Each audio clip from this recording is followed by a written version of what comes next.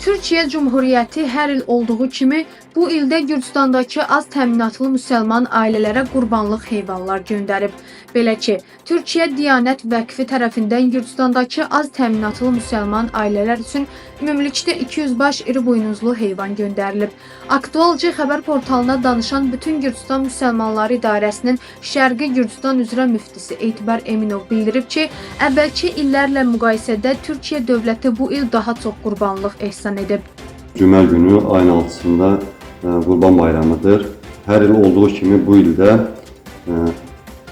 adət-ənənəsinə sadiq qalaraq Türkiyə dövlətinin Diyanət Vakfı Gürcüstandakı müsəlmanlara, az təminatlı müsəlmanlara qurban yardımı edibdir.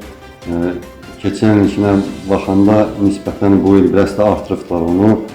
Keçən il 70 iri buynuzlu heyvan idisə də bu il onu 100 iri buynuzlu heyvan olaraq belirləyibdilər.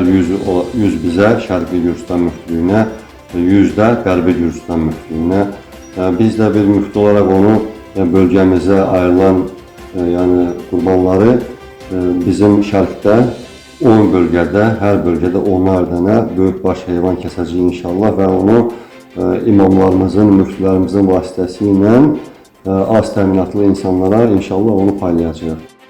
Müfti eyni zamanda bildirib ki, Şərqi Gürcüstan müftülüyünün təşəbbüsü ilə bu il ilk dəfə olaraq Avropada fəaliyyət göstərən Haseni Vəqfi Gürcüstan müsəlmanlarına 30 baş iri buynuzlu heyvanla dəstək göstərəcək. İlk olaraq bizim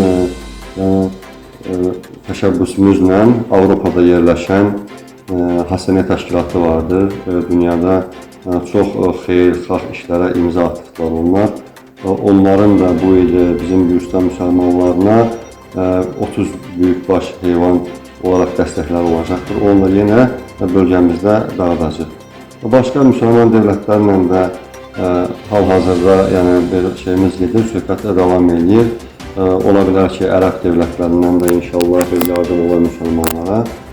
Onu da yenə bir neçə gün var hələ zamanımıza. Onu da inşallah paylaşacaq onlar. Qeyd edək ki, artıq bir ənənə halını alıb ki, Türkiyə Cumhuriyyəti hər il Ramazan ayında və Qurban Bayramında Gürcüstanda yaşayan az təminatlı müsəlmanlara öz yardım əlini uzadır.